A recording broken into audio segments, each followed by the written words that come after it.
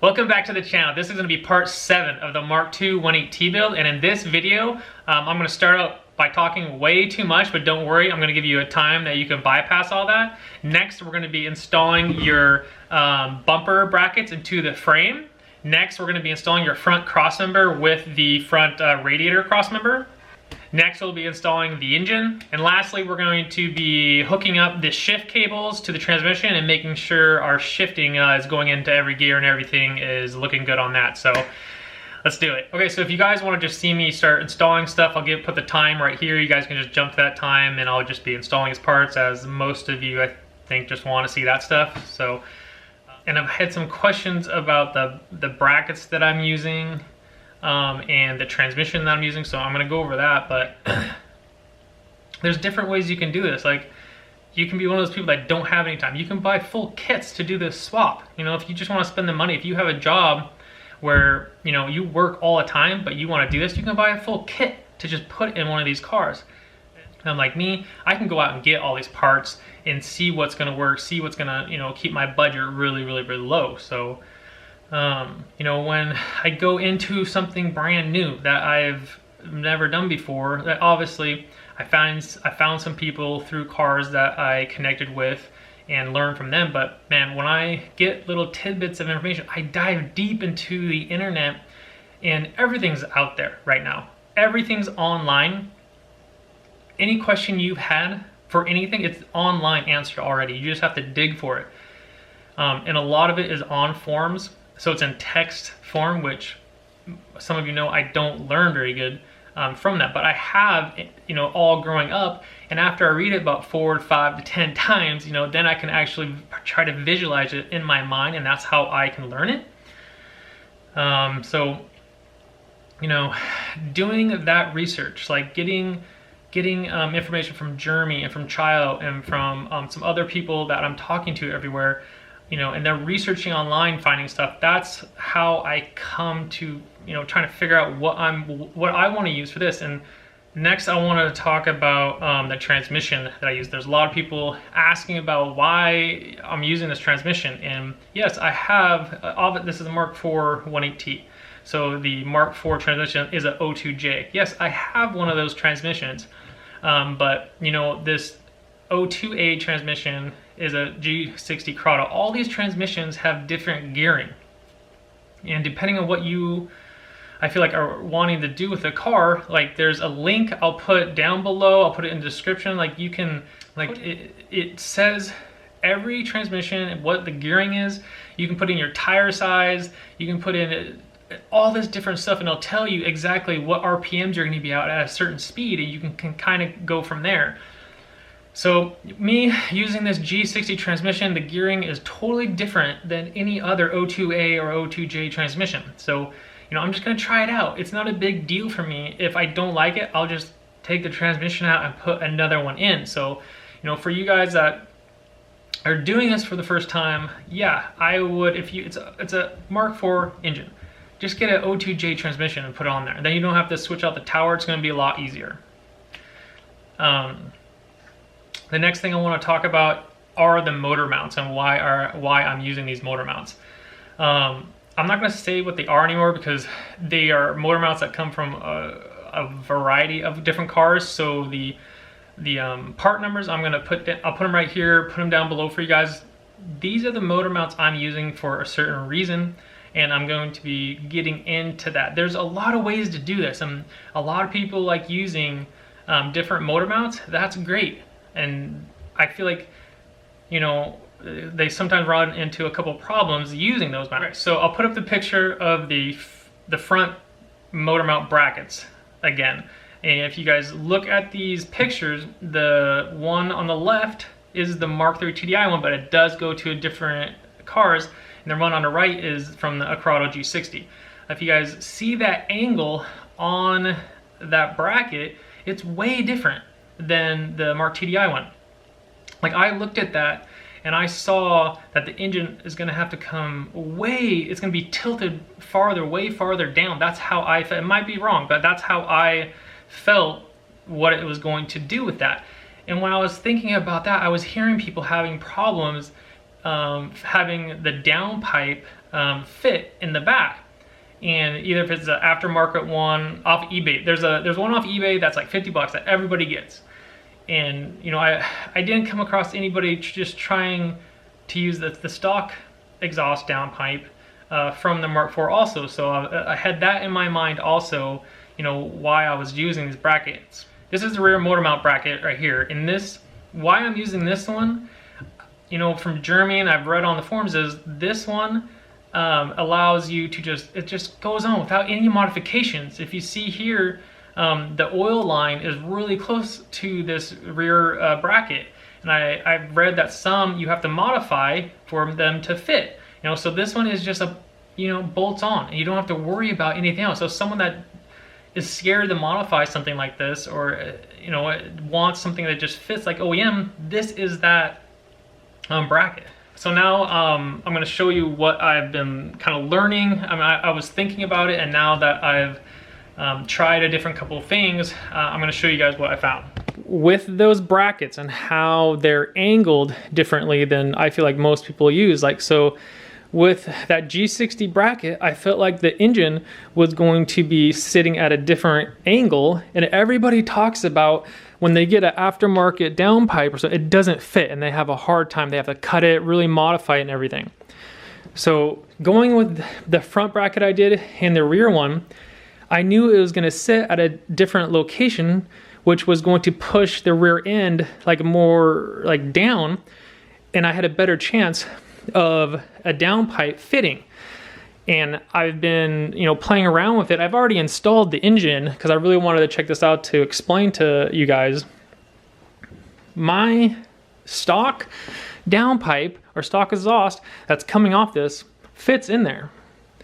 And you know, using these brackets, that's something I was really hoping was going to work. Like obviously when I put it in there, it's rubbing, but I've had it in there bolted in, and with, you know, if I have an exhaust coming down, this is going to be down, I feel like in a perfect angle, so everything's going to fit correctly. I'm not 100% sure yet, but I've had it in there, and you know, it seems to be working. One thing I am kind of concerned on is the sensor, if that's going to work. But another thing I've been thinking about is this looks like I could actually turn this and have, you know, this part sitting farther down here, so then it would fit even better. You know, but I don't want to take this off. I don't want it to leak because I want to be able to put it in there without modifying anything. But so I'm just, and when you put it in there, you know, you can see kind of where I was hitting when I was putting it in. So it's over here already. And with this bend, you know, it's already going kind of this way. If I flip this, you know, it might not be like into the tunnel. So for right now, I'm just gonna leave it like this because I think this is gonna work. And I know some of you are watching this and like, oh, a bigger downpipe is gonna be way better, less restriction. Like, I don't care. I don't really care about the, you know, 10 horsepower.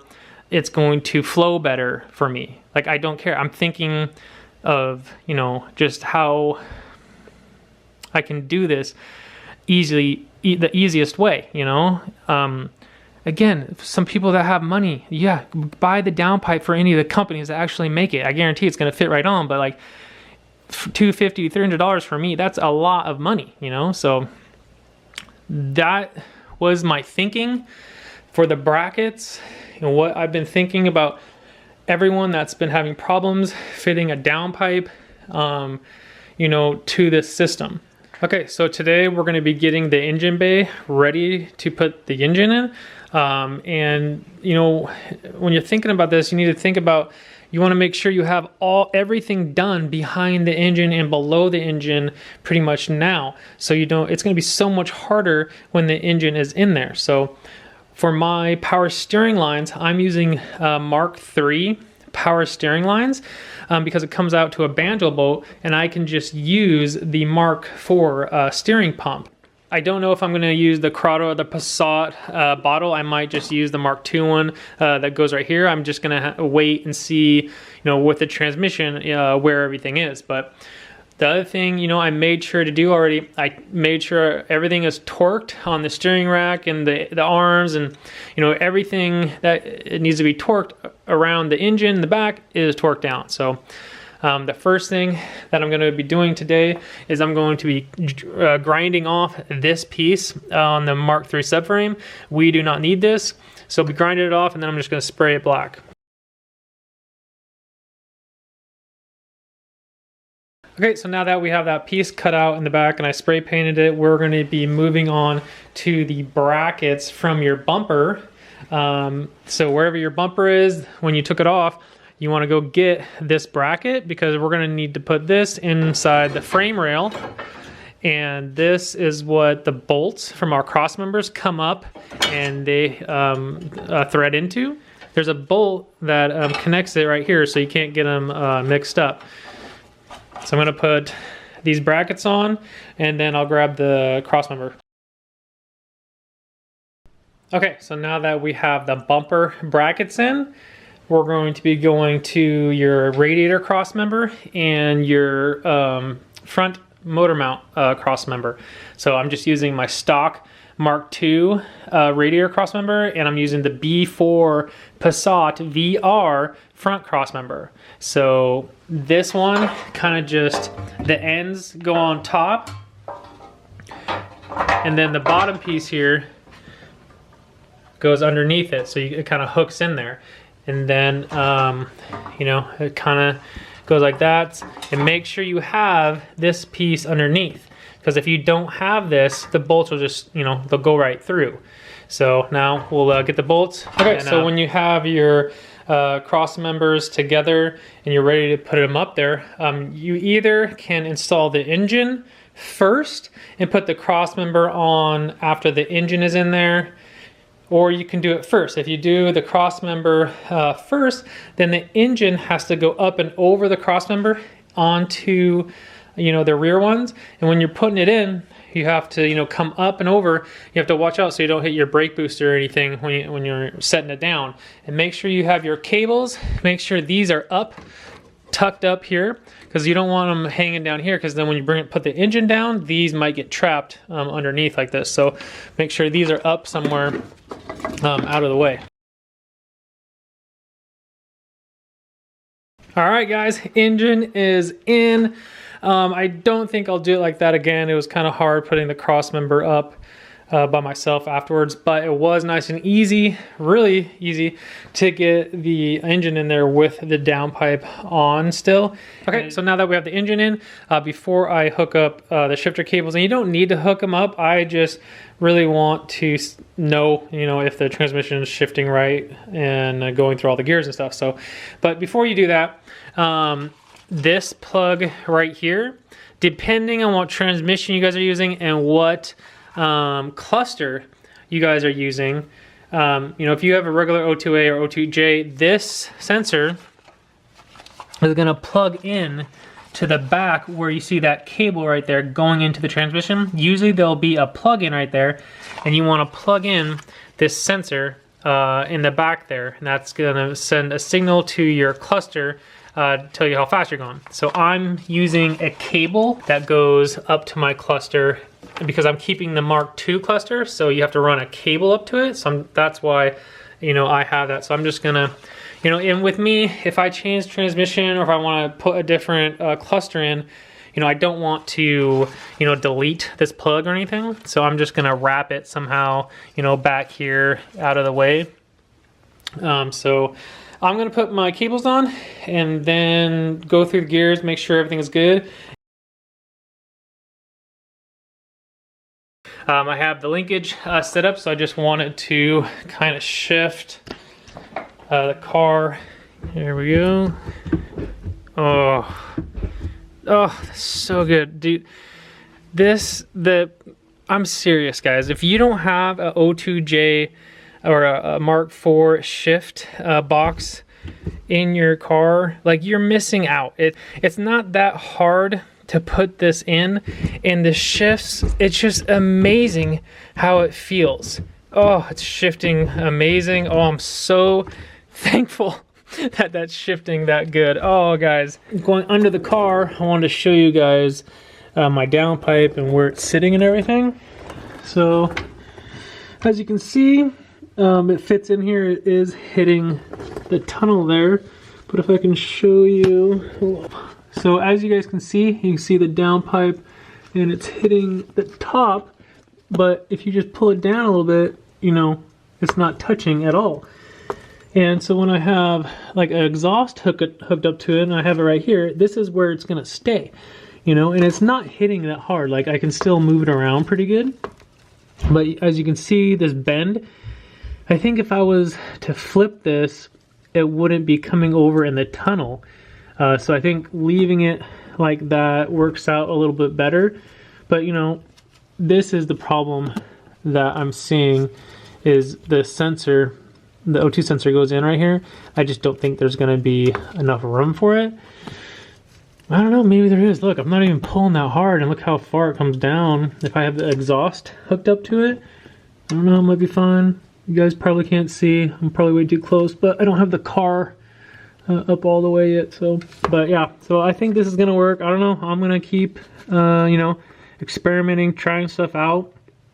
Maybe I'll get a different downpipe one day, but just gonna go with this that's for gonna now. Be for this video, guys. Again, I'm just trying to put something out there that hopefully helps somebody. You know, hopefully sees these videos and they think they can do this swap now, and they thought they couldn't before and everything. And you know, I really think I just saved myself like 250 to 300 bucks for a downpipe for this system. And you know, I've been getting some comments. You know, you can buy this part or this company. You know, this. Yeah, I have been in contact with some of those companies, and their products are great.